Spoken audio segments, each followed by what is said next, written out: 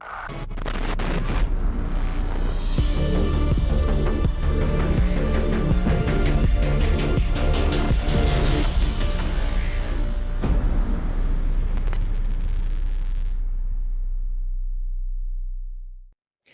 and welcome to X-Vlog episode number 9. I am your host, MrBooMStickXL, and this is Double Barrel Gaming, your #1 source for all Xbox news, reviews, and opinions. Now, on today's new episode, the first episode of 2022, we are going to be talking about Xbox exclusives and not the confirmed ones, folks.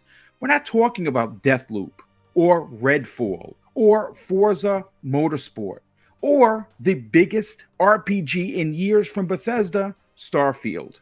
No, we're going to be talking about the big news from this past weekend that includes State of Decay 3, Banjo and Kazooie, my favorite topic, and GoldenEye 007 Remake, all being released as exclusives in 2022. Total surprise. Well, let's start with GoldenEye. Now, on this week's new episode of Xbox Era, friends of the program, John and Nick, had an open-ended discussion regarding GoldenEye and how it was being released as an Xbox exclusive. And when I say exclusive, what do I mean? Well, it will not be coming to the PlayStation 4 or 5. Now, this new information comes only days after the achievements leaked online. So I guess it's safe to say that it's pretty much confirmed if the achievements leaked. Now, this would be a huge multiplayer release for the platform. And if the single player is being remade as well, which we all know that campaign was fun as heck, this would be a huge get for Xbox. Now, the big question that I have is, will this move PlayStation gamers potentially over to the Xbox platform, or have them rejoin the platform, leaving after the Xbox 360 during the PS4 launch when price and power was a big topic of discussion? I don't know, but I do know this. Personally, I remember playing for hours, sitting around one big TV with 4 controllers plugged in and just playing GoldenEye to our heart's content. And this is a big title. Look, the legend of GoldenEye's multiplayer transcends generations. And even though you're going to have some kids that never played it, they're going to have their parents talking about it. And why wouldn't they want to try out something that their parents played, or even play with their parents? That would be awesome. And of course, if you have a lot of PlayStation-centric gamers, they may see this and figure, well, hey, this is the game that's going to go directly into Xbox Game Pass day and date. Maybe I should try rejoining the platform and come back to Xbox. No one's saying that they're going to trade their PlayStation 4 and 5s in, but you can find a way to support both platforms. And this is a game that would make people come back for sure.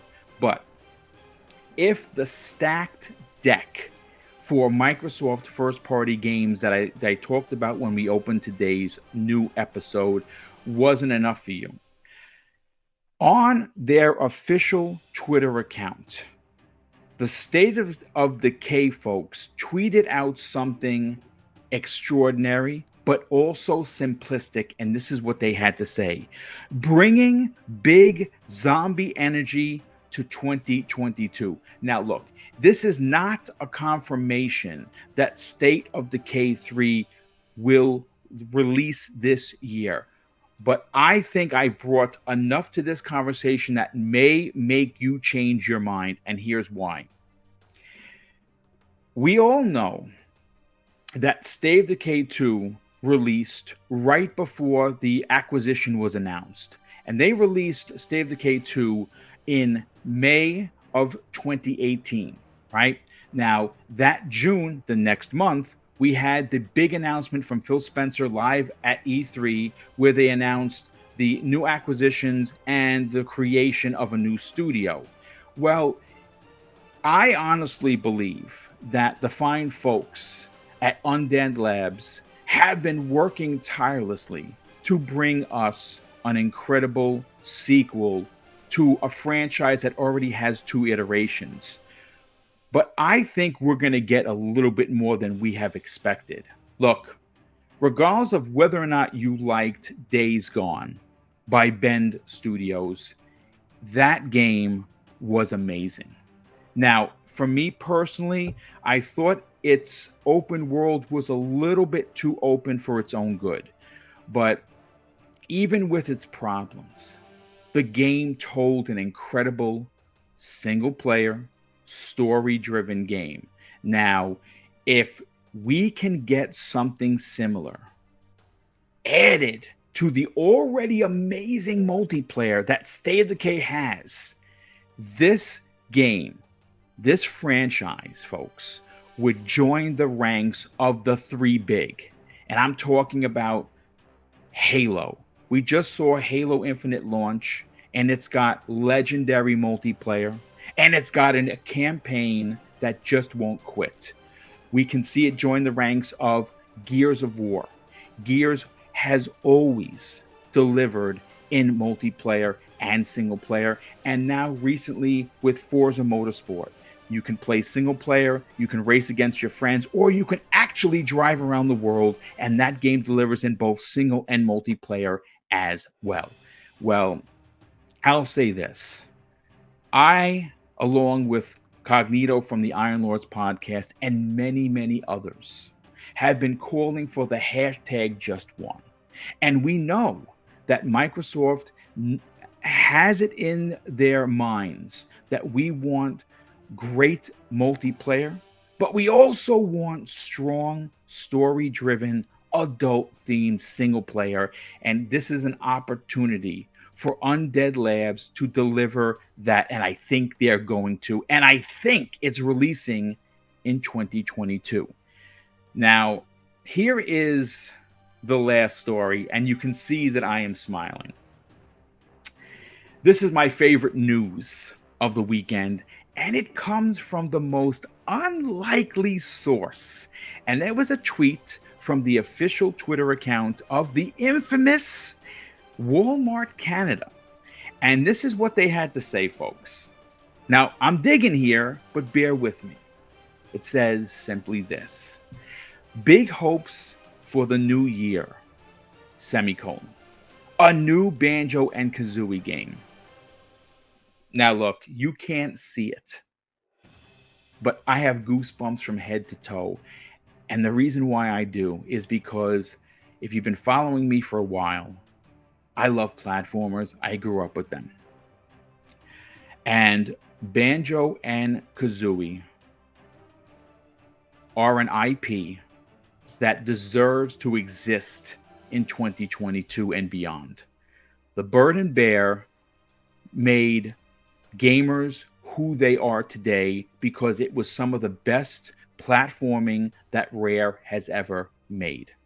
Okay? Now, if you're curious and you want to know the last time Xbox gamers actually got a new Banjo and Kazooie, well, folks, that was November 11th of 2008. That's 14 years ago. That's almost a decade and a half since the last time any of us got a chance to play a new Banjo and Kazooie. Now, I'm currently replaying Nuts and Bolts. And I'll say this. It's not a great game, but it's still a Banjo and Kazooie game, and it's all that I got. But I want to talk about for a second the gap in the Xbox Game Pass that includes kid-friendly platformers, and I believe it's time for the Bird and the Bear to make a big return. Now, look, I'll say this. I understand that there's going to be a lot of pushback on my opinion on this franchise, because there are going to be some that suggest, well, Microsoft shouldn't waste their talent on this, and I would tell you straight up to your face, you're wrong, because Microsoft's new game plan, since Xbox Game Pass became successful, is to appeal to a wide audience. Now, they have the shooter box dudes, right? Like us, right? They have plenty of RPGs. They have plenty of side-scrolling titles. They have titles upon titles upon titles, but there is still some missing from the portfolio. You've heard me talk about this on the Xbox Factor podcast. Killer Instinct 2 needs to happen. And thanks to Special Nick of the Xbox Era, who confirmed a couple of shows ago that it is in active development, they just don't know who is making the game, made my heart explode with joy. What would send me over the edge of happiness would be to know that Banjo and Kazooie would receive the same love, care, and respect that we saw Capcom bring to Resident Evil 2, my favorite franchise of all time, Resident Evil 3, which was just as good, not as good as 2, but close. And we just saw Square Enix bring us Final Fantasy VII. Now, it wasn't the full package like we expected, but it's the start, and it was damn good. If this IP could receive that kind of respect, man, could you imagine running through Banjo and Kazooie 1 and having the graphics and control of something like an RE2 or Final Fantasy VII Remake? That is what they deserve.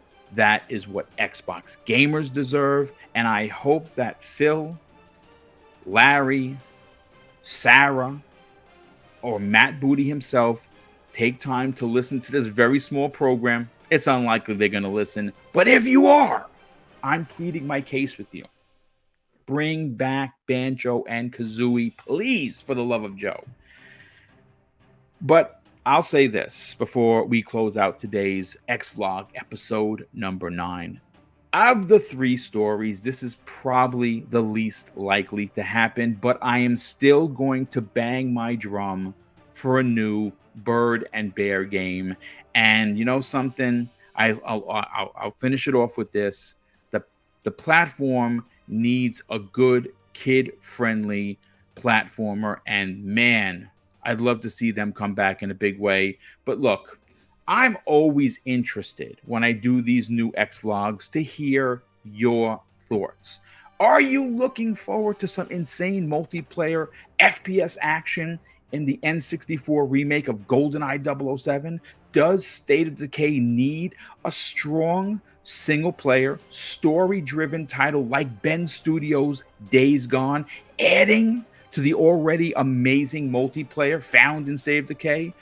And what are your thoughts of the Xbox platform actually needing a new Banjo and Kazooie? Should this become a priority for Xbox Game Studios? And I have one final question that I hope you will answer for me in the comment section below.